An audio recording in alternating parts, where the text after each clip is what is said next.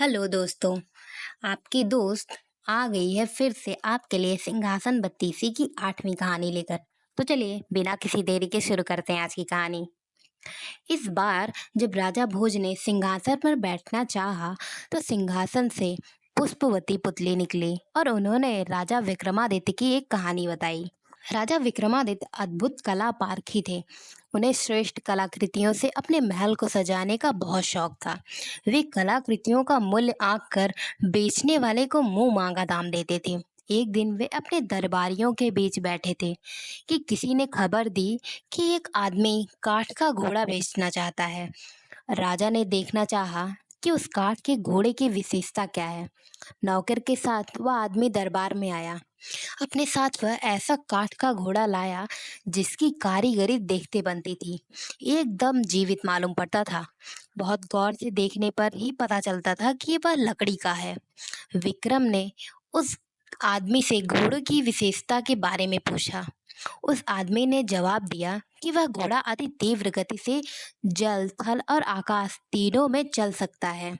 उसके दाम के बारे में पूछने पर उसने बताया कि यह उसकी जीवन भर की मेहनत का फल है, इसलिए वह 1 लाख स्वर्ण मुद्राओं से कम में नहीं बेचेगा। राजा को उसकी बात जच गई और 1 लाख स्वर्ण मुद्राएं देकर उन्होंने वह घोड़ा खरीद लिया। फिर वह आदमी खुले मैदान में आकर घोड़े को उठाकर दिखाने लगा तथा उसके कल पुर्जों के बारे में सब कुछ बताने लगा। उसके संचालन की सारी विधि समझकर विक्रम ने घोड़ा अपने अश्वागार में रखवा दिया। एक दिन अपने आदमियों के साथ राजा शिकार को निकले तो खुद उसी घोड़े पर सवार थे।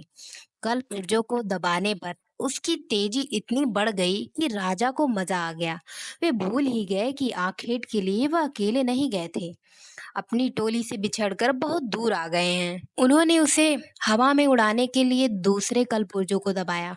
उसकी गति हवा में भी इतनी ही बढ़ गई कि राजा के लिए उसे संभालना मुश्किल जान पड़ा। उन्होंने उसे जमीन पर उतारना चाहा तो वह उसी गति से उतरा और एक घने पेड़ की शाखाओं में टकराकर टुकड़े टुकड़े हो गया। अब उस निर्जन और अनजान जगह पर राजा अकेले थे। वे इधर उधर भटक रहे थे। तभी सामने एक बंदरिया कूदी और अपने हाव भाव से कुछ बताने की कोशिश करने लगी। राजा कुछ समझ पाते तब तक उनकी नजर एक कुटिया पर पड़ी। राजा को भूख लगी थी और वे थके भी थे। उन्होंने वृक्ष पर लदे फल तोड़े और अपनी भूख मिटाई और एक वृक्ष पर चढ़कर लेट गए। वे विश्राम कर ही रहे थे कि एक सन्यासी आया और बंदरिया को इशारा करके अपने कुटिया में रखे 2 घड़ों के बीच में बंदरिया को बैठने को कहा। उसके बाद उसने एक घड़े से चुल्लू भर पानी निकालकर बंदरिया के ऊपर छींटे मारे। बंदरिया एक अत्यंत रूपवती राजकुमारी में बदल गई। उसने सन्यासी के लिए भोजन पकाया तथा जब सन्यासी खा चुका तब सन्यासी के हाथ पैर दबाए और सन्यासी आराम से सो गया। जब सुबह हुई तो सन्यासी ने दूसरे घड़े से चुल्लू भर पानी लेकर राजकुमारी पर छींटे मारे। राजकुमारी फिर से बंदरिया बन गई। उसे लेकर सन्यासी कुटिया से बाहर आया और उसे वन में ही स्वतंत्र विचरण करने को छोड़कर वहीं से चला गया। उसके जाने के बाद बंदरिया को लेकर विक्रम कुटिया में आए और घड़े से पानी लेकर बंदरिया पर छींटे डाले। बंदरिया फिर से एक सुंदर राजकुमारी में बदल गई। राजकुमारी बनते ही उसने राजा को बताया कि वह कामदेव तथा एक अप्सरा की संतान है। एक बार मैंने शिकार खेलते हुए एक बाण मृग की ओर इशारा लगाकर छोड़ दिया। वह बाण मृग को न लगकर एक साधु की बाह में लग गया। दर्द से कराहते हुए उस साधु ने मुझे श्राप दिया कि बंदरिया बनकर मुझे साधु की सेवा करनी होगी। जब मैं रोई गिड़गिड़ाई कि यह सब अनजाने में हुआ तो उसने पसीज कर श्राप से मुक्ति का रास्ता बताया। उसने कहा कि राजा विक्रमादित्य आकर तुम्हें श्राप से मुक्ति दिलाएंगे तथा तुम्हें अपनी पत्नी के रूप में यहाँ से ले जाएंगे और यहाँ से जाते हुए साधु तुम्हें कोई चीज़ उपहार में देगा। मैं आपको देखते ही पहचान गई थी। अब साधु के लौटने पर मैं उससे उपहार मांगूंगी और आप मुझसे शादी कर लीजिएगा। विक्रम ने फिर से पानी के छींटे डालकर उसे बंदरिया बना दिया। साधु आया और उसने बंदरिया से उसे राजकुमारी में बदल दिया। राजकुमारी ने उससे कोई उपहार देने को कहा।